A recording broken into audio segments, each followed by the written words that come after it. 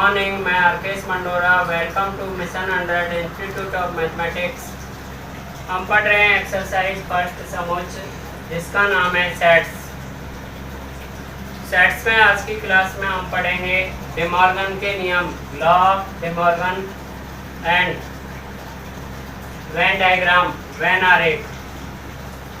तो फर्स्ट पढ़ेंगे हम डे मॉर्गन के नियम, जिसमें डे मॉर्गन का पहला नियम है, यदि किसी पूरक समुच्च का पुनः पूरक समुच्च लिया जाए तो वो स्वयं के बराबर होता है।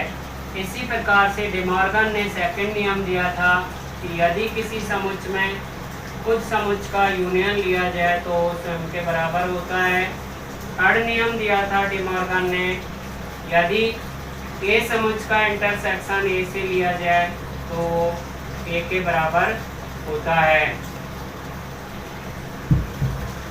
इसी प्रकार से फोर्थ नियम डे मॉर्गन ने दिया था, ए यूनियन फाई ए के इक्वल होता है। फिफ्थ नियम दिया था, ए इंटरसेक्शन फाई फाई के बराबर होता है। सिक्स नियम डे मॉर्गन का है, ए यूनियन बी का पूरक समुच्च whole dash A dash intersection B dash, अर्थात इधर यूनियन है तो इंटरसेक्शन लिया जाता है। इसी प्रकार से सेवन नियम दिया था, ए इंटरसेक्शन बी का whole dash A dash union B dash के बराबर। लेफ्ट में इंटरसेक्शन है तो राइट में यूनियन लिया जाता है। इस प्रकार डे मॉर्गन ने ये निम्नलिखित नियम दिए थे। इनमें से ये दोनों नियम 6 और 7 वेरी इंपॉर्टेंट नियम हैं। ये नियम हम वेन डायग्राम से भी प्रूव करेंगे और फिजिकल क्वेश्चन लेकर भी इन्हें हम प्रूव करेंगे। तो देखिए, इन नियमों को एक एक करके हम सत्यापित भी कर सकते हैं, प्रूफ भी कर सकते हैं। सत्यापन, प्रूफ।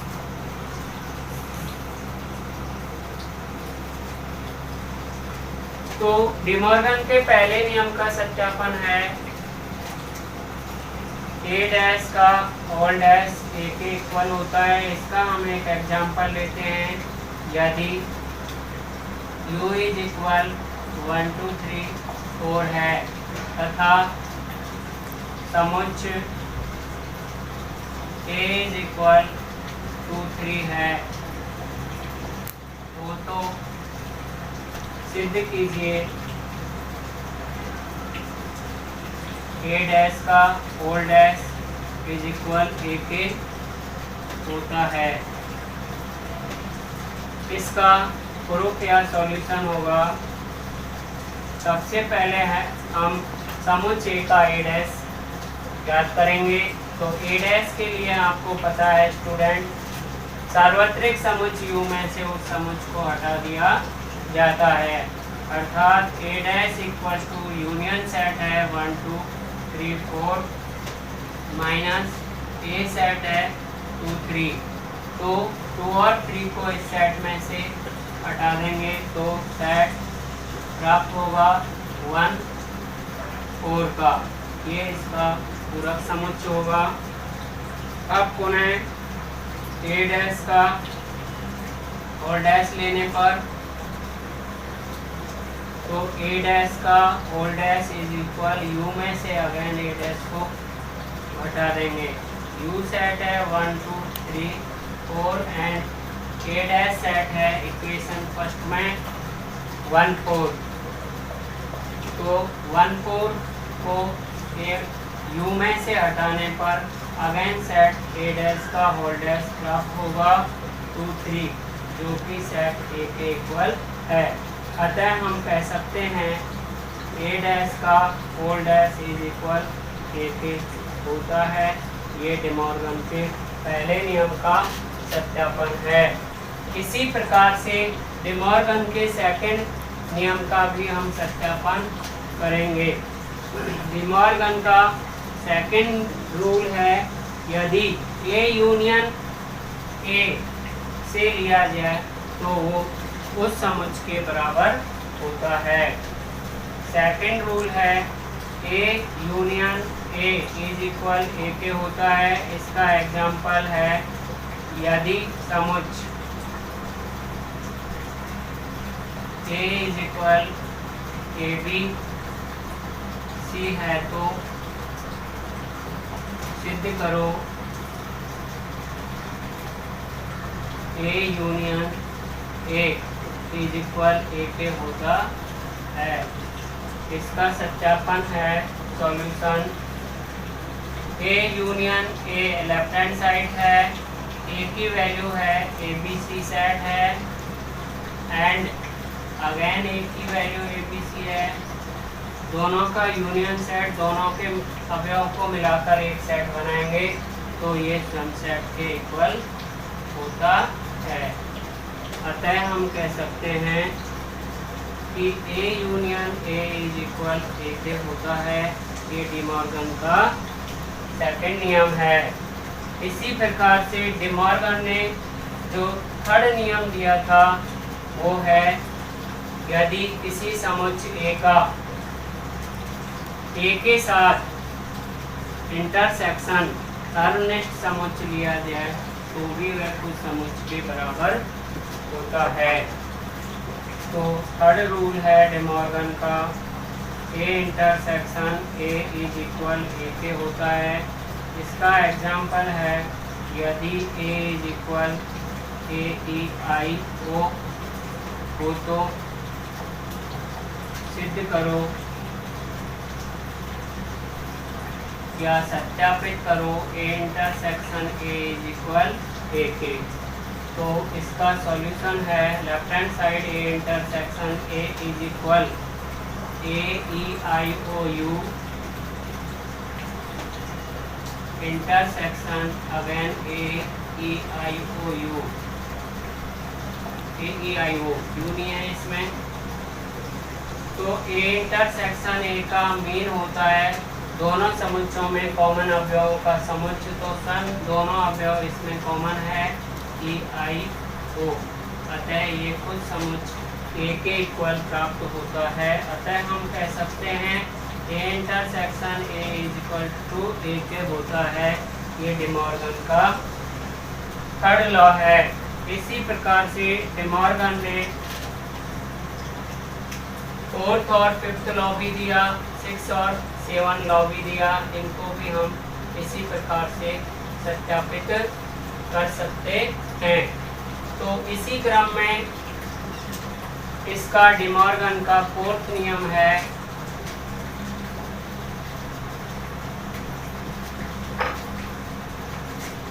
डी मॉर्गन का फोर्थ नियम A union phi is equal A के होता है।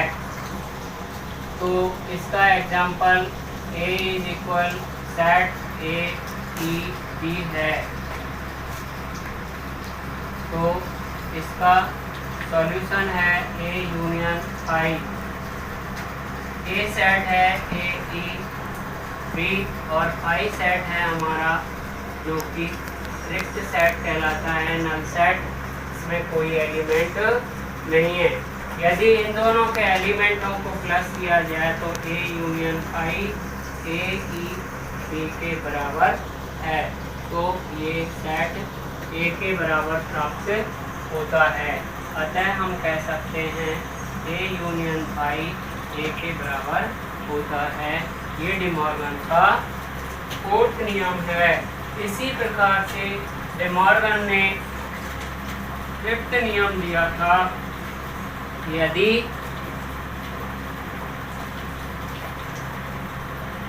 A intersection pi is equal pi के होता है। एग्जाम्पल लें ए इज इक्वल 1 to 3। तो सिद्ध करो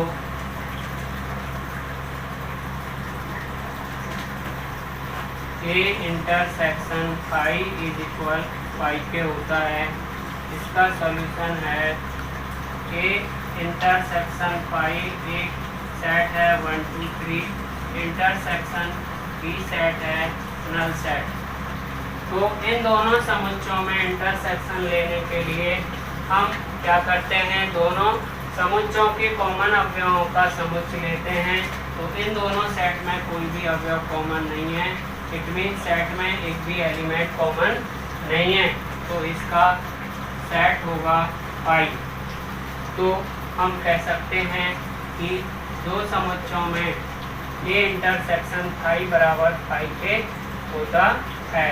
ये डी मॉर्गन का फिफ्थ नियम था। और फिफ्थ के बाद जो 6 और 7 नियम है वो हर बार आपके एग्जाम हाफ ईयरली और ईयरली एग्जाम में एक क्वेश्चन लोकल बोर्ड एग्जाम में आपका आता है। तो नियम नंबर 6 है ए यूनियन बी का whole dash is equal A dash intersection B dash. इसका हम एक एग्जाम्पल लेते हैं। यदि समुच्चय U इज इक्वल 1 2 3 4 5 6 7 तथा ए एक समुच्चय है 3 4 5, बी एक समुच्चय है 1 2 6। तो सिद्ध करो ए यूनियन बी का whole dash is equal A dash intersection B dash. इसका सत्यापन है ए यूनियन बी का whole dash, left hand side लेंगे इसकी LHS। LHS में सर्वप्रथम हम ए यूनियन बी फाइंड करेंगे। तो A union B is equal set A है हमारा 3 4 5 एंड यूनियन बी सेट है 1 2 6। दोनों सेट का यूनियन करेंगे हम तो ये प्राप्त होगा 1 2 3 4 5 6। 1 2 3 4 5 6 ये। अब इसका हम पुनः होल डैश लेंगे तो ए यूनियन बी का होल डैश होगा U dash A union B के। तो यू है हमारा 1 2 3 4 5 6 7 माइनस ए यूनियन बी है 1 2 3 4 5 6। तो ए यूनियन बी का होल डैश इज इक्वल, ये हम 6 तक के एलिमेंट इस सेट यू में से हटाएंगे तो ये 7 एलिमेंट का एक सेट हमें प्राप्त होगा। ये हमारी इक्वेशन फर्स्ट है। नेक्स्ट इसका राइट हैंड साइड निकालेंगे। राइट हैंड साइड निकालने के लिए हम प्रत्येक सेट का पूरक सेट लेंगे। तो RHS है A dash intersection B dash. तो सर्वप्रथम हम ए डैश ज्ञात करेंगे u माइनस ए से। तो u हमारा है 1 2 3 4 5 6 7 माइनस ए है हमारा 3 5 4 5। तो ए डैश हमें प्राप्त होगा 3 4 5 को हटाने पर 1 2 3 को 4 को और 5 को हटाने पर 1 2 6 7। ये इक्वेशन हमारी 2 है। इसी प्रकार से हम सेट का पूरक समुच्चय निकालेंगे। B dash is equal U minus B के।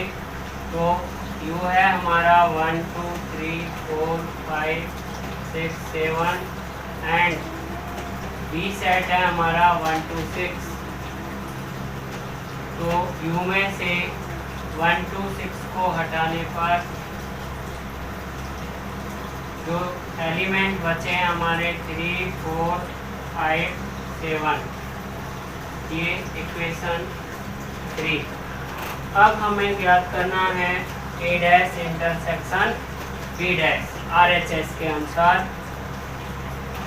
तो A dash R H S है A dash intersection B dash. A dash intersection B dash में ए डैश है 1 2 6 7 एंड इंटरसेक्शन इक्वेशन 3 में बी डैश है 3 5 3 4 5 7। इंटरसेक्शन में हम इन दोनों के कॉमन एलिमेंट का सेट लेंगे। तो इन दोनों सेट में कॉमन एलिमेंट ओनली दिख रहा है हमें 7। तो ये आ गया इसका राइट हैंड साइड।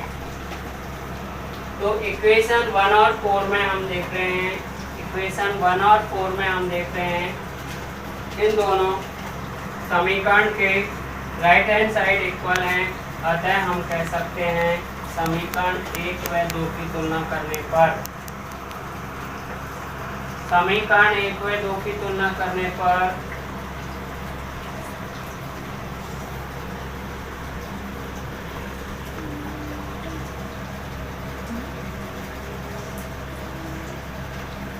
ए यूनियन बी का whole dash is equal A dash intersection B dash के होता है।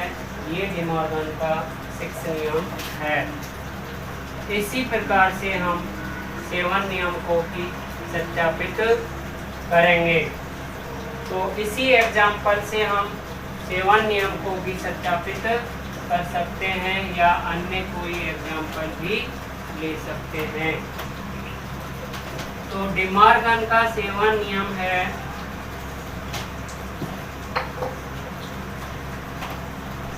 ए इंटरसेक्शन बी का whole dash A dash union B dash के होता है।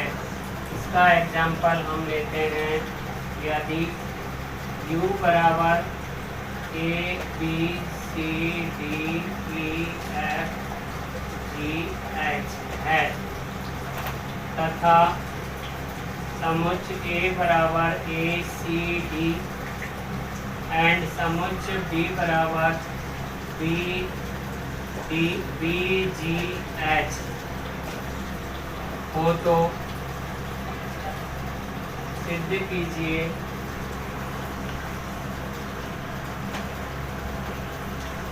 ए इंटरसेक्शन बी का whole dash A dash union B dash के होता है।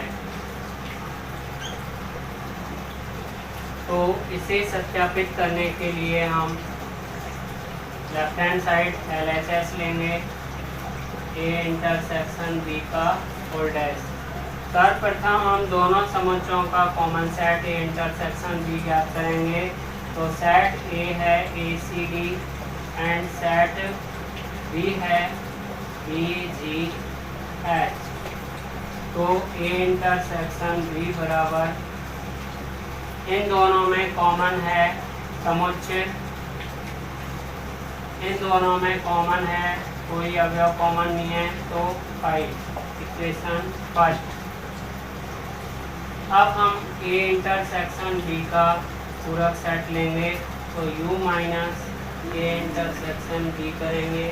तो U में से हम यानी A B C D E F G H में से पाई सेट को घटा देंगे। तो क्योंकि हम जानते हैं कि इन दोनों में कोई भी अवयव कॉमन नहीं है, कोई भी अवयव कॉमन नहीं है यानी तो ये पूरा सम सेट इसमें बचता है यानी U के बराबर होगा, अर्थात A B C D E F G H के है ए इंटरसेक्शन बी का होल डैश। ये इक्वेशन 2। नेक्स्ट हमें RHS निकालना है। ए डैश इंटरसेक्शन की जगह लेंगे union A dash union B dash. RHS है A dash union B dash. सर्वप्रथम हम ए डैश ज्ञात करेंगे U माइनस A से, तो set U A B C D E F G H में से माइनस करेंगे A C D को, तो A C और D को हटाने पर सेट बचता है B E F G H का, ये A डैश। इसी प्रकार से B डैश ज्ञात करेंगे हम। B dash is equal U minus B के, तो U है A B C D E F, minus करेंगे इसमें से सेट D को, तो B G H को, तो इसमें से हम B हटा देंगे, B C D A B C D E F, और ये था G H, तो इसमें से हम H को, G को और B को हटा देंगे, तो शेष अवयव बचे A C D E F, equation number 4। तो अब RHS है हमारा A dash union B dash. A dash की वैल्यू है समीकरण 3 में D E F G H, और यूनियन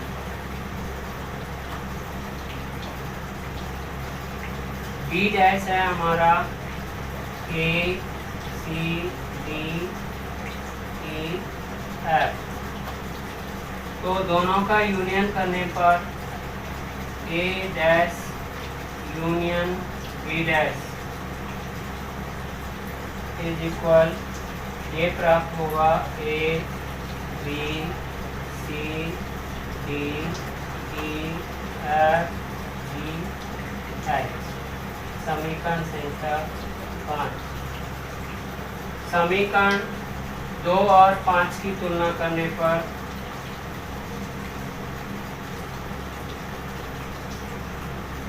A इंटरसेक्शन B का whole dash A dash union B dash के होता है, ये डी मॉर्गन का 7वां नियम है। तो स्टूडेंट, ये थे डी मॉर्गन के नियम। अब हम कुछ न्यूमेरिकल क्वेश्चन हल करने के लिए समझ के कुछ सूत्र पढ़ेंगे, वो इस प्रकार से हैं।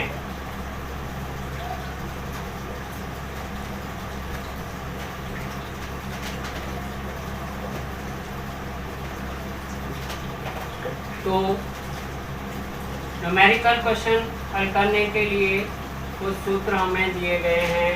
पहला सूत्र है A number of A union B। A union B set में एलिमेंट की नंबर कितनी होगी, N A यूनियन B बराबर Na प्लस Nb के होगी। समुच्चय A में अवयवों की संख्या प्लस समुच्चय B में अवयवों की संख्या, number of element set A plus number of element set B के होगी। यह है तभी होगा जब N A इंटरसेक्शन B बराबर किसके हो, पाई के, अर्थात दोनों समुच्चयों में एक भी अवयव कॉमन नहीं हो। सेकंड नियम है, सेकंड सूत्र है, तीन समुच्चय हो तो नंबर ऑफ एलिमेंट तीनों में A union B union C बराबर होगा N A plus N B plus N C minus N A intersection B minus N B intersection C minus C intersection N C intersection A plus N A intersection B intersection C के होता है। Third rule है, यदि N A union B बराबर होगा NA plus NB plus minus NA intersection BK। यदि NA intersection B not equal to किसके हो, पाई के, यानी दोनों समुच्चयों में कॉमन अवयव हो तब तो हम ये वाला फॉर्मूला लगाएंगे, और यदि दोनों समुच्चयों में कॉमन अवयव नहीं है तो फर्स्ट फॉर्मूला लगाएंगे, और 3 समुच्च हो तो उसमें हम सेकंड फॉर्मूला लगाएंगे। इन फॉर्मूले से संबंधित हम क्वेश्चन हल करते हैं, जिसमें हमारा पहला क्वेश्चन है, यदि किसी विद्यालय में 70 विद्यार्थी गणित विषय पढ़ते हैं तथा 50 विद्यार्थी जीव विज्ञान विषय पढ़ते हैं तथा 20 विद्यार्थी दोनों विषय पढ़ते हैं, तो ज्ञात कीजिए विद्यालय में कुल कितने विद्यार्थी पढ़ते हैं। तो इसके लिए हमें फॉर्मूले नंबर 3 का उपयोग करना होगा, क्योंकि इसमें हमें कॉमन विद्यार्थी भी दिए गए हैं, यानी A intersection B NA intersection B not equal to इसके है, फाई के है, अर्थात इसमें क्वेश्चन में कॉमन एलिमेंट दे रखे हैं, हमें जो कॉमन विद्यार्थी हैं वो 20 दे रखे हैं। तो इस क्वेश्चन का सॉल्यूशन करेंगे हम इस प्रकार से, NA यूनियन B हमें ज्ञात करना है, यानी विषय के टोटल विद्यार्थियों की संख्या हमें ज्ञात करनी है। NA यूनियन B बराबर होता है NA plus NB minus NA intersection B के। मान लिया हमने A बराबर विषय गणित विषय, A बराबर गणित के विद्यार्थी और B बराबर जीव विज्ञान के विद्यार्थी, तो हमें NA यूनियन B ज्ञात करना है। तो गणित विषय पढ़ने वाले विद्यार्थियों की संख्या हमें दे रखी है NA इक्वल 70 और जीव विज्ञान विषय पढ़ने वाले विद्यार्थियों की संख्या हमें दे रखी है 50, तो NB इक्वल 50, और दोनों विषय पढ़ने वाले यानी कॉमन A इंटरसेक्शन B के लिए, कॉमन के लिए इंटरसेक्शन लगाते हैं, वो दे रखी है हमें 20। देखिए स्टूडेंट, इसमें एक बात और ध्यान रखनी है, इस प्रकार के क्वेश्चनों में यदि क्वेश्चन में और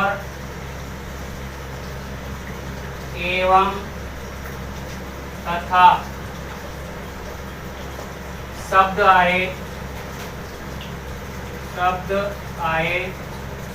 तो इंटरसेक्शन चिन्ह लगाते हैं।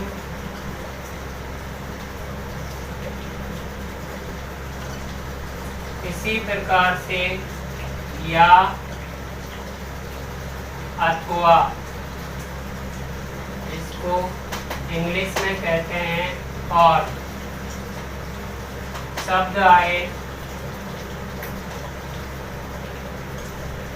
तो यूनियन चिन्ह का प्रयोग करते हैं। यूनियन चिन्ह लगाते हैं कि इंग्लिश वर्ड आए एंड, ठीक है, तो हम यूनियन इंटरसेक्शन इस प्रकार से लगाएंगे। दोनों में हो तो हम कॉमन वर्ड के लिए हम इंटरसेक्शन का प्रयोग करते हैं। तो NA यूनियन B हमें ज्ञात करना है, इसमें कुल विद्यार्थियों की संख्या। तो NA यूनियन B बराबर होगा NA plus NB minus NA intersection B। NA हमारे पास 70 है, NB हमारे पास 50 है, ये हमारे पास 20 है, ये हमारे पास 120 हुए माइनस 20, तो विद्यालय में कुल विद्यार्थी कितने पढ़ते हैं 100, इसका आंसर होगा। इसको हम वेन डायग्राम से भी हल कर सकते हैं, जो हम नेक्स्ट क्लास में वेन डायग्राम पढ़ेंगे उसकी सहायता से इसे हम हल करने में मदद लेंगे। Thank you student. नेक्स्ट कल की क्लास में हम वेन डायग्राम पढ़ेंगे।